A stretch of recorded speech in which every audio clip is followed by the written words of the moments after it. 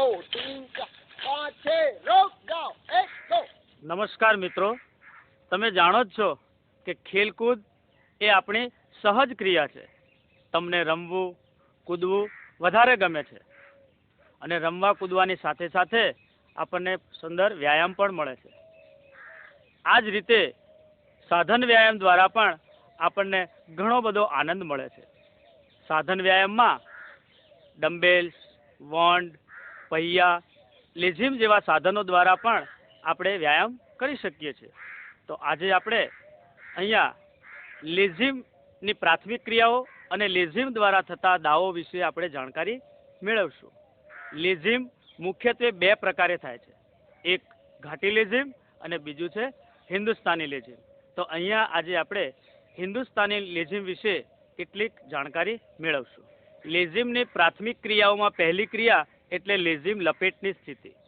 આ સ્થિતિમાં લેઝીમની મોટી દાંડી પાછળ રહે અને નાની દાંડી આગળ રહે તે રીતે લેઝીમને ડાબા ખભા તરફ લટકતું રાખશું અને આપણી મૂળ સ્થિતિ સાવધાનની સ્થિતિમાં હોઈશું. લેઝીમની પ્રાથમિક ક્રિયાઓમાં બીજી ક્રિયા એટલે લેઝીમ આરામ. આ સ્થિતિમાં 2 કાઉન્ટમાં આ ક્રિયા કરવામાં આવે છે. કાઉન્ટ 1, જમણા હાથ વડે ડાબા ખભામાં લટકતા લેઝીમની નાની દાંડી પકડવી અને લેઝીમને ખભામાંથી બહાર લાવવું.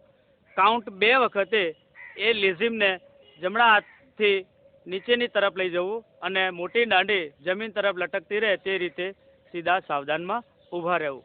આ લેઝીમ આરામની સ્થિતિ છે.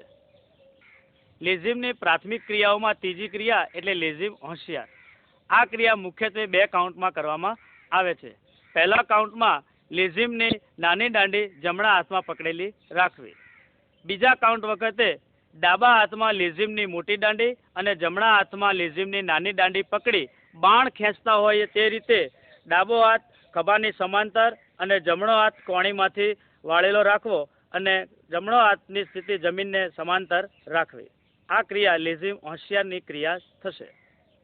લેઝીમની પ્રાથમિક ક્રિયાઓની ચોથી ક્રિયા એટલે લેઝીમ આરામ.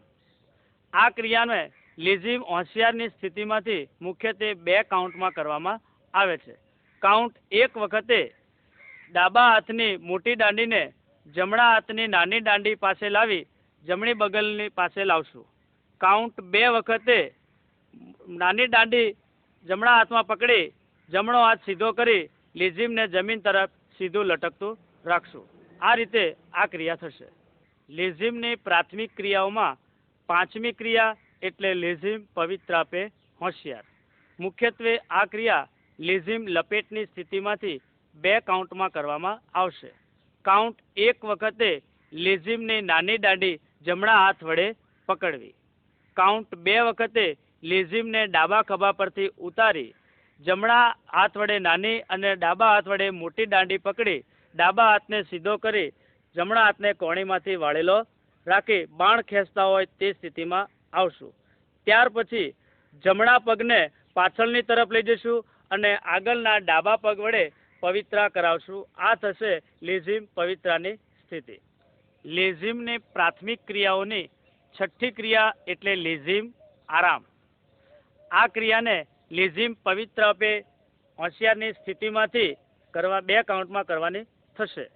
કાઉન્ટ 1 વખતે પાછળ રહેલા જમણા પગને ઉપાડી ડાબા પગના ઘૂંટણ સાથે મૂકશું. બંને હાથ જમણી બાજુ બગલની નીચે ભેગા કરશું. કાઉન્ટ 2 વખતે લેઝીમને નાની દાંડી જમણા હાથમાં પકડી લેઝીમને જમીન તરફ લટકતું રાખશું. આ થશે લેઝીમ આરામની સ્થિતિ. તો મિત્રો, આ થઈ લેઝીમની પ્રાથમિક ક્રિયાઓ. હવે આપણે હિન્દુસ્તાની લેઝીમના જુદા જુદા દાવો કરશું અને તેના વિશે જાણકારી મેળવશું. एक साथ लेज़ीम लपेट 1 2. एक साथ लेज़ीम आराम से 1 2. एक साथ लेज़ीम होशियार 1 2.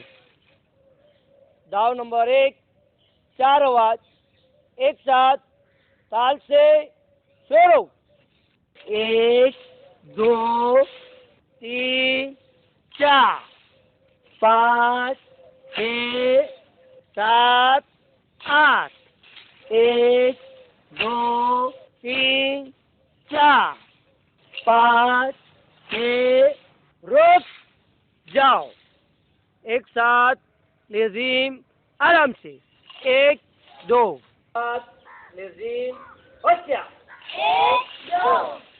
दाव नंबर एक चार आवाज एक साथ ताल से फेरो एक दो तीन चार पाँच